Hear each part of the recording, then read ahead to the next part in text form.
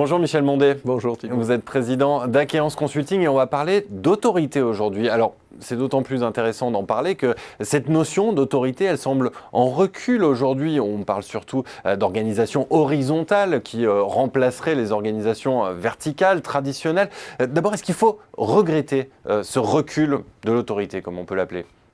Regretter, non, je ne pense pas que ce soit nécessaire. Il faut la réhabiliter. Le vrai sujet, c'est réhabiliter l'autorité, si vous voulez. Et l'autorité, c'est faire obéir. C'est simple comme définition, ça donne des vapeurs à la pensée unique, hein. Mais c'est ça. Et faire obéir, c'est d'autant plus vrai quand on a précisément une organisation du travail qui est de plus en plus collaborative, si vous voulez. Les individus sont de plus en plus interdépendants les uns des autres, donc qu'on gère une crise, qu'on gère un projet ou qu'on gère collectivement la production de tel ou tel service, si vous voulez, il y a besoin tout de même que tout le monde arrive à l'heure, si vous voulez, hein, comme on dit trivialement. Donc il y a besoin d'avoir un référent qui s'appelle le chef, le manager, le chef de projet, comme vous voulez, qui fasse en sorte que tout le monde obéisse pour faire en sorte qu'on arrive tous bien à l'heure, si vous voulez, que le service soit rendu, que la crise soit résolue, etc. Donc faire obéir et donc donner des ordres. Non Thibault, faire obéir, c'est pas donner des ordres. Quelle est la nuance ? C'est plus qu'une nuance. Faire obéir, c'est faire adhérer aussi, si vous voulez. Donc la contrepartie de surveiller ses équipes pour que dans le respect des uns des autres, les travaux avancent de manière collaborative, mais de manière régulière et partagée. Il faut aussi que le chef, le manager, chef de projet, arrive à expliquer aux équipes le pourquoi du comment, si vous voulez, le sens du projet, donne des explications, soit à disposition pour les réponses, hein. Donc il y a dans faire obéir l'engagement du chef qui doit suffisamment expliquer pour faire adhérer, si vous voulez, hein. Pourtant, le mot autorité, vous pouvez en convenir, il est connoté. On pense à ordre, on pense à sanction aussi. Vous semblez lui trouver un sens nettement plus positif. Oui, je pense que c'est plus positif que ça. C'est une caricature, ce que vous évoquez.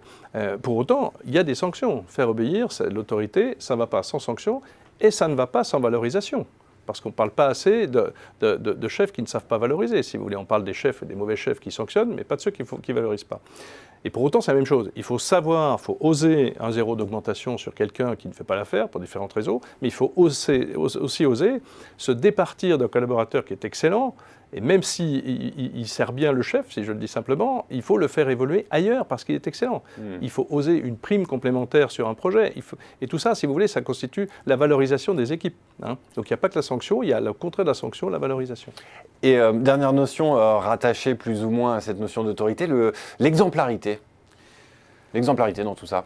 L'exemplarité, c'est un bon point. C'est à la fois une contrepartie de l'autorité et à la fois, je dirais, une condition sine qua non, si vous voulez. L'exemplarité, c'est pas être saint et parfait, hein. L'exemplarité, c'est faire ce que je dis et dire ce que je fais, hein. Donc ça veut dire que parfois on s'excuse, ça veut dire que parfois on n'écoute pas assez, qu'on se trompe et qu'on recommence, etc. L'exemplarité, c'est cette transparence du faire ce que je dis et dire ce que je fais. Et c'est une contrepartie, parce que c'est la manière de vous faire respecter, hein, bien évidemment, hein. On ne peut pas vous en vouloir d'être transparent, on ne peut pas vous en vouloir de ne pas être parfait. Et par ailleurs, la condition sine qua non, c'est que si vous vous laissez prendre à jouer au petit chef, comme on dit, hein, si vous laissez prendre aux caprices, aux petits ordres, aux ordres idiots, à ce moment-là, évidemment, vous perdez toute l'exemplarité et vous n'êtes plus qu'un petit chef haillon. Est-ce que vous auriez un exemple exemplaire d'exemplarité ? Il y en a beaucoup. Il y en a qui est un peu provoquant, mais que j'aime bien, c'est la mafia sicilienne. La mafia sicilienne. La mafia sicilienne, oui, ils font des choses pas terribles, je vous l'accorde.